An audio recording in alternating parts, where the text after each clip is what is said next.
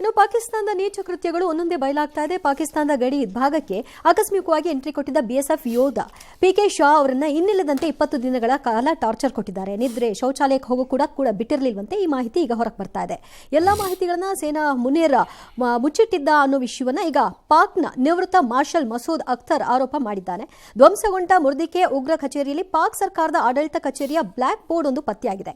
ಭಾರತದ air ಸ್ಟ್ರೈಕ್ನಲ್ಲಿ ಪಾಕ್ನ Rawalpindi airbase ಧ್ವಂಸಗೊಳಿಸಲಾಗಿತ್ತು. ಈ airbase ಪಕ್ಕದಲ್ಲೇ ಪಾಕ್ ಸೇನಾ ಹೆಡ್ ಕ್ವಾರ್ಟರ್ಸ್ ಇತ್ತು. ಈಗ ಇಸ್ಲಾಮಾಬಾದ್ಗೆ ಶಿಫ್ಟ್ ಮಾಡಲು ಮುಂದಾಗಿದ್ದಾರಂತೆ. ಜೊತೆಗೆ ಸೇನಾ ಮುಖ್ಯಸ್ಥರ ಮನೆಯನ್ನು ಕೂಡ ಬದಲಾಯಿಸ್ತಾ ಇದ್ದಾರೆ. ಪ್ರಪಂಚಕ್ಕೆ ಗೊತ್ತು ಸುಳ್ಳು ಉಗ್ರರನ್ನ ಪೋಷಿಸುವ ದೇಶ. ಬೋರ್ಡ್ ಏನ್ರಿ ಬಹಳ ದೊಡ್ಡದು. ದೇಶಕ್ಕೆ ಬೋರ್ಡ್ ಹಾಕೊಂಡಿದ್ದಾರೆ. ಉಗ್ರನ್ ಸಪೋರ್ಟ್ ಮಾಡೋ ದೇಶ ಇದು ಅಂತ. ಇನ್ನು ಅದೊಂದು ಬಿಲ್ಡಿಂಗ್ ಅಲ್ಲಿ ಬೋರ್ಡ್ ಹಾಕೊಂಡ್ರೆ ಯಾಕ್ರಪ್ಪ ನೀವು ಆಮೇಲೆ ಚಿಲ್ಲರೆಗಳ ತರ ಆಡ್ತೀರಿ ಇಂಡಿಯಾನಲ್ಲಿ. IMF ಇಂದ ಬಂದಿದ್ದ ದುಡ್ಡನ್ನೆಲ್ಲ ಅವ್ರಗಳಿಗೆ ಸುರಿತೀನಿ ಅಂತಾರೆ. ಸುರಿತಾರೋ ಸುರಿಯಲ್ವೋ ನಮ್ಗೆ ಯಾಕ್ರಿ ಬೇಕು? ನಾವು ಮಾಡ್ಕೊಳ್ಳೋ ತಯಾರಿ ಮಾಡ್ಕೊಳ್ರಯ್ಯ ಅಂದರೆ ಊರಲ್ಲಿಲ್ಲದೆ ಇರೋ ಬುರುಡೆ ಬಿಟ್ಕೊಂಡು ತಿರುಗಾಡೋದು. ಭಾರತದ ಪ್ರಾಬ್ಲಮ್ ಇದು. ಅವತ್ತೇ ಹೇಳಿದೆ, ಸಿಕ್ಕಾಬಟ್ಟೆ ಮಾತಾಡ್ತೀರಿ, ಬರೀ ಮಾತು ಮಾತು ಮಾತು ಮಾತು. ನಿಮಗೆ ಯಾಕೆ ಬೇಕು?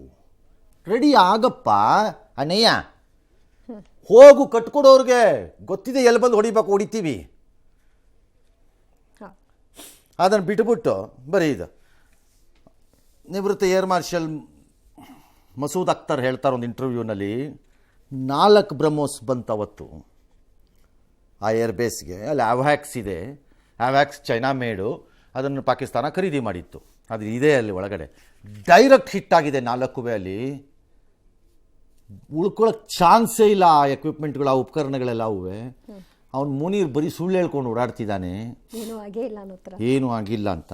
ಈ ಜೋಕರ್ ಇದಾನಲ್ಲ, prime minister joker, Shahbaz Sharif joker, ಈ ಜೋಕರ್ನಂತೂ ಅವನೊಬ್ಬ ಮಂತ್ರಿ. ಅಯ್ಯೋ ಅಯೋಗ್ಯ. ನಮ್ಮಲ್ಲಿ ಅಯೋಗ್ಯರು ದರಿದ್ರಗಳು ಅಂದರೆ ಇನ್ನು ಆ ದೇಶದ ಜನ ಇವಕ್ಕಿನ್ ಏನೇನು ಪದ ಬಳಸ್ಬೋದೋ ಉರ್ದೂನಲ್ಲಿ ನನಗೆ ಗೊತ್ತಿಲ್ಲ. ಉರ್ದು ಪದಗಳನ್ನ ಯಾರು 4 ಜನ ಹೆಂಗಾರು ಮಾಡಿ ತಲುಪಿಸ್ರಪ್ಪ, ನಾಳೆ ಅದನ್ನಾರು ಹೇಳೋಣ ರೀಚ್ ಆಗಲಿ.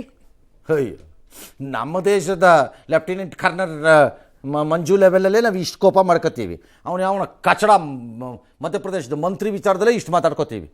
ಇನ್ನು ಇವ್ರುಗಳ ಬಗ್ಗೆ ಲೆಕ್ಕ ಹಾಕಿ ಯಾವುದೋ ಪೇಪರ್ನ ಯಾವನೋ ಆಲ್ಟರ್ ಮಾಡಿ Pakistan is king in air force is king in skies ಅಂತ ಹಾಕ್ಬಿಟ್ಟವನೆ. Full bogus. ಅದನ್ನ ತಗೊಂಡೋಗಿ ಸಂಸತ್ತಲ್ಲ ಅವ್ನು ಹೇಳಿ ಮುಟ್ಟಿಸ್ಕೊತಾನಪ್ಪ. ಗೊತ್ತಾಗ್ಲಿಲ್ಲ ಏನ್ರಿ, ಚೀಫ್ ಡೆಪ್ಯೂಟಿ ಪ್ರೈಮ್ ಮಿನಿಸ್ಟರ್, ರಕ್ಷಣಾ ಮಂತ್ರಿ.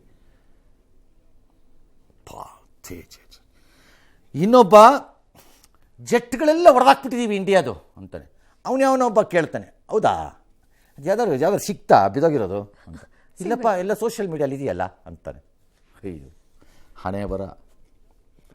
ರಾಜಕಾರಣಿಗಳು ಮಾತ್ರ ಹೇಳ್ತೀನಿ, ಈ ನಾಯಿಗಳಿಗೆ ಬಾಲ ಒಂದೇ ಡೊಂಕಿರುತ್ತಲ್ಲ ಎಲ್ಲ ಕಡೆ, ಹಾಗೆ ಅಂತ ಅನಿಸ್ಬಿಡುತ್ತೆ ನನಗೆ ಒಂದ್ಸರಿ. ನೀವೆಲ್ಲರೂ ಒಂದೇನಾ ಅಂತ ಎಲ್ಲ ಕಡೆ, ಎಕ್ಸೆಪ್ಟ್ ಆ ದೇಶಗಳಲ್ಲಿ ಇರಬಹುದಾದ ಒಳ್ಳೆಯವ್ರನ್ನ ಬಿಟ್ಟು, ಸ್ಟ್ಯಾಂಡರ್ಡ್ಗಳನ್ನ, ಕ್ಲಾಸ್ ಪೀಪಲನ್ನು ಬಿಟ್ಟು ನಾನು ಹೇಳ್ತಾರೆ. ಕ್ಲಾಸ್ ಅಂದರೆ ಗುಡ್ ತಲೆ ಓಡಿಸೋರನ್ನ ಬಿಟ್ಟು ಎಲ್ಲ ಒಂದೇನಾ ಅಂತ.